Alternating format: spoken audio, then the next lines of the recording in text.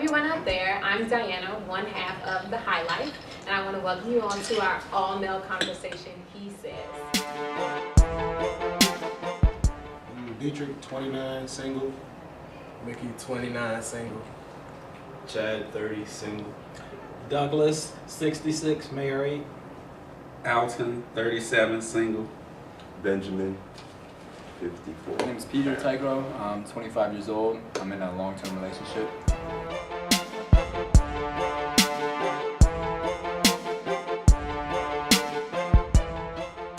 How do you all feel about the state of the black man and the black family?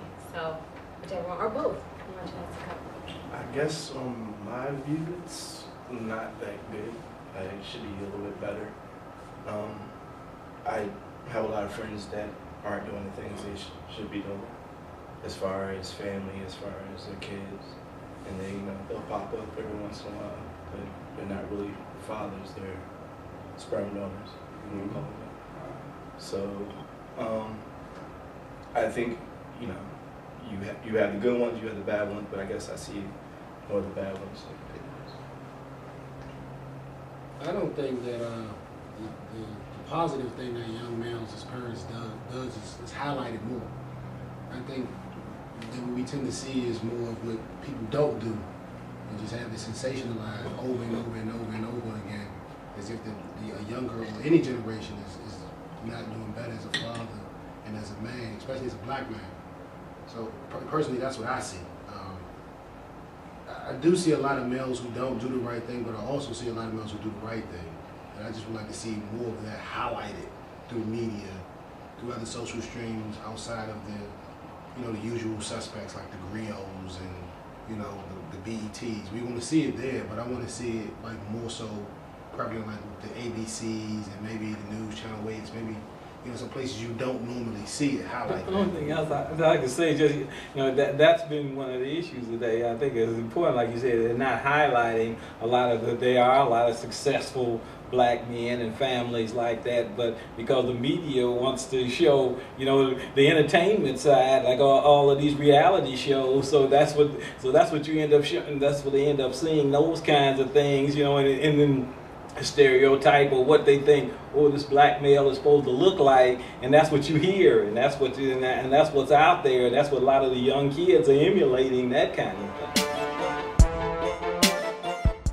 So, do you all feel that the absence of the black male in the family still continues to be an issue these days, or is that kind of just something that's like just put out there in the media so everybody kind of feeds it in, or do we think it's a real issue? No, it's a real issue. I believe it's a real issue, but we need to break the cycle, starting with the young guys in this room and the young guys that's out in the world, because if the children see that we're positive young men, black men, then they have a sense of feeling that I can be just like him, or I can do just as what he's doing, or if not better. So I think it's very important that the young men instill values in the youth of today, in the schools and churches and wherever. So we need to break the cycle. The cycle needs to be broken, and let the children know that there are other role models out here other than sports figures, movie stars. You can do other things and be successful in the world without dribbling a basketball or throwing a football or being on the silver screen or things of that nature. Just let them know that you can be successful in other realms in the world of making money a good way, a good, honest way. Issues like when you said they're being there, but so many of them aren't there, because like they heard that comment you heard about being a sperm donor, and so many of them out there, they're sperm, they don't know who their fathers are. And they don't, and so they're not there at all. And it's just it's that mother that has to step in and take that role, because the father, he out there, making some more little babies somewhere else, and not really being responsible, and not being in the lives of that child, younger person, and that's just that cycle that continues on, and as and that's what these young black men who are up here now, many of them don't know who their fathers are.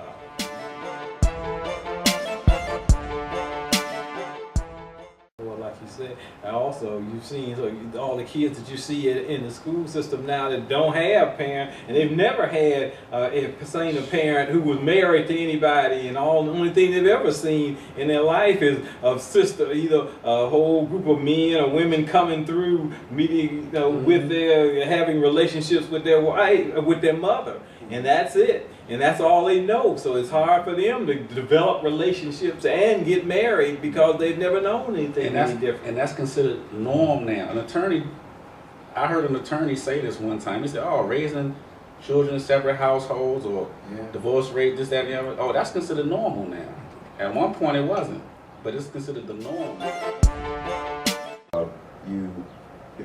My son is about my height now, a little bigger. He's 15 years old. He's about your size, sir. And when I go in, I hate it when I go in the barber shop because everybody wants to know who he's playing for and where he's playing. And I quickly say, he's a musician. He's been playing as long as this young man been playing on the court. Only difference is he plays the tuba, he plays the baritone, and he plays the trombone, and he's playing Miles Davis and Coltrane and Parker. So my point is, we are so used to seeing the black man as being big and tall and strong that all he can do is either be in sports, but we can't do anything else. If we have that size, we get this profile, and so because he's that size, I think sometimes he struggles with, I should be playing more sports because everybody keeps asking me that, and he's not appreciating his talent as a musician, and so he tends not to put additional effort into it sometimes, when I think if you put more effort into it, man, he can really, be a lot better and be that star player, not in sports, but as a musician. Yeah, I think it's like two-part, like all you've been saying, being there to show them that they can do something other than sports, rapping, music, acting, things like that. But I think another part that we often forget is even if you're there, actually being active while you're there. Because I know it's times, as parents, they may come in and flick on that TV. You might be there, but are you really there? Are you, as I say to my kids, are you plugged in? You're not really plugged in, you're just there, and you're not actually participating in that child's lives. And we as black men need to make sure that we're plugged in our children's lives or whoever we're working with, and not just being there saying, hey, I'm here, but I ain't paying you no attention. Give them that time so that they know you care about them. You go into their events like you're saying. You're helping them with, if it's homework or whatever they're interested in, just so that they feel a part of you and, y'all are actually bonding and growing together. But what I've noticed since, like the youth of the day, they don't know what chivalry is. They don't know how to treat a woman. Why would they? And then some women, some little young girls, by me being in the school system, they think, oh, he took me to the car yard, Mr. Willie. What am I supposed to do with him? Should I do this or should I do that? I'm like, I don't want to talk about this. You shouldn't be doing anything. But that's what they think. They think if the younger, not you all, but like the young girls under you, the guys, they take them to the car yard, get them a wing dinner, or meet them up at the boulevard to a movie. They think they supposed to do something for the young boy, and I think that's a problem. I've actually heard that. It takes, to me, you talk about how somebody was raised, but yeah, you really got to be involved. Adults have to be involved in your student's life from real young, and that parent needs to be talking about the same things we're talking about, but at a level they can comprehend, so that when they get to high school, this expectation that we're talking about now as adults is kind of like innate. I think when we expect them to have what we're discussing here today, and that hasn't really been a part of their life, man, that's like taking geometry and you can't even do algebra. And so it's a challenge that we as a people are going to see all the time unless we fix this thing we call family, and we as men find a way to get back in the lives of those that we bring into the world.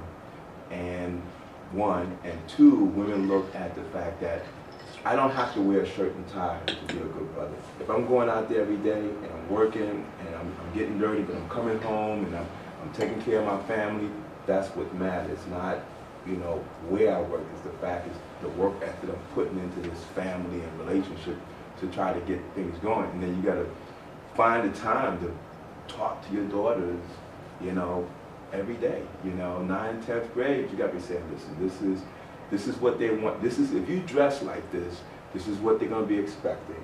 You know, you're setting yourself up with a profile, you know, and you kind of, you know, you don't just kind of fire hose them with the information, but you gotta share that with them early and not often, but continuously.